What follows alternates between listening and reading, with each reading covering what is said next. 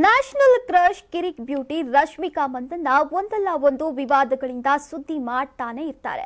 ಇದೀಗ ಬರ್ಕಾದತ್ ನಡೆಸಿರುವಂತಹ ಸಂದರ್ಶನದಲ್ಲಿ ರಶ್ಮಿಕಾ ಮಂದಣ್ಣ ಹೇಳಿಕೆ ಭಾರಿ ವಿವಾದಕ್ಕೆ ಒಳಗಾಗಿದ್ದಾರೆ.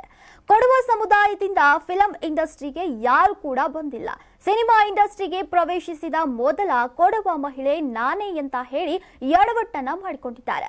ರಶ್ಮಿಕಾ ಮಂದಣ್ಣ ಅವರ ಈ ವಿಡಿಯೋ ಸಾಮಾಜಿಕ ಜಾಲತಾಣಗಳಲ್ಲಿ ವೈರಲ್ ಆಗಿದ್ದು ವ್ಯಾಪಕ ಟೀಕೆ ವ್ಯಕ್ತವಾಗ್ತಾ ಇದೆ. ಕನ್ನಡದ ಖ್ಯಾತ ನಟಿ ಪ್ರೇಮ 1995ರಲ್ಲಿ ಸಿನಿಮಾ ಇಂಡಸ್ಟ್ರಿ ಪ್ರವೇಶಿಸಿದ್ರು. ಈ ವೇಳೆ ರಶ್ಮಿಕಾ ಮಂದಣ್ಣ ಇನ್ನೂ ಹುಟ್ಟೇ ಇರಲಿಲ್ಲ. ರಶ್ಮಿಕಾ ಮಂದಣ್ಣ ಹುಟ್ಟಿದ್ದು 1996ರಲ್ಲಿ. 2016ರಲ್ಲಿ ಕಿರಿಕ್ ಪಾರ್ಟಿ ಮೂಲಕ ಕನ್ನಡ ಸಿನಿಮಾ ರಂಗವನ್ನ ಪ್ರವೇಶಿಸಿದ್ರು.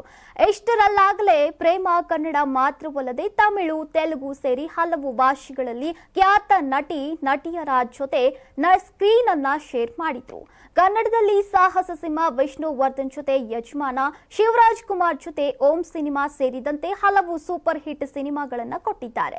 ಪ್ರೇಮ ಕೂಡ ಕೊಡವ ಸಮುದಾಯದವರು. ಹೀಗಿರುವಾಗ ಸಿನಿಮಾ ರಂಗ ಪ್ರವೇಶಿಸಿದ ಮೊದಲ ಕೊಡವ ಮಹಿಳೆ ಅಂತ ಹೇಳಿರೋದು ಸರಿಯಲ್ಲ. ಇನ್ನು ಶುಭ್ರಾ ಅಯ್ಯಪ್ಪ, ಹರ್ಷಿಕಾ ಪುನಚ್ಚ, ನಿಧಿ ಸುಬ್ಬಯ್ಯ ಕೂಡ ಕೊಡವ ಸಮುದಾಯದ ಖ್ಯಾತ ನಟಿಯರು. ಹೀಗಿರುವಾಗ ರಶ್ಮಿಕಾ ಮಂದಣ್ಣ ಮಾತು ಸರಿಯಲ್ಲ, ನಟಿ ಪ್ರೇಮ ಬಗ್ಗೆ ನಿಮಗೆ ಗೊತ್ತೇ ಇಲ್ವಾ ಅಂತ ಅಭಿಮಾನಿಗಳು ಕೆರಳಿ ಪ್ರಶ್ನಿಸಿ ಕೆಂಡಾಮಂಡಲವಾಗಿದ್ದಾರೆ. ರಶ್ಮಿಕಾ ಕಾಂಟ್ರವರ್ಸಿ ಸ್ಟೇಟ್ಮೆಂಟ್ ಕೊಟ್ಟಿರುವುದು ಇದೇ ಮೊದಲಲ್ಲ. ಕನ್ನಡ ಮಾತಾಡೋಕೆ ಸರಿಯಾಗಿ ಬರಲ್ಲ, ಮುಂಬೈ ಕಾರ್ಯಕ್ರಮದಲ್ಲಿ ನಾನು ಹೈದರಾಬಾದ್ನವಳು ಅಂತೆಲ್ಲ ಹೇಳಿಕೆ ಕೊಟ್ಟಿದ್ದಾರೆ. ಇದೀಗ ಕೊಡುವ ನಟಿಯರನ್ನೇ ಮರೆತು ಹೇಳಿಕೆಯನ್ನ ನೀಡಿದ್ದಾರೆ. ರಶ್ಮಿಕಾ ಮಂದಣ್ಣ ಅವರ ಈ ಹೇಳಿಕೆ ಸರಿನಾ ತಪ್ಪಾ? ನೀವು ನಿಮ್ಮ ಅಭಿಪ್ರಾಯಗಳನ್ನ ಕಾಮೆಂಟ್ ಮಾಡಿ.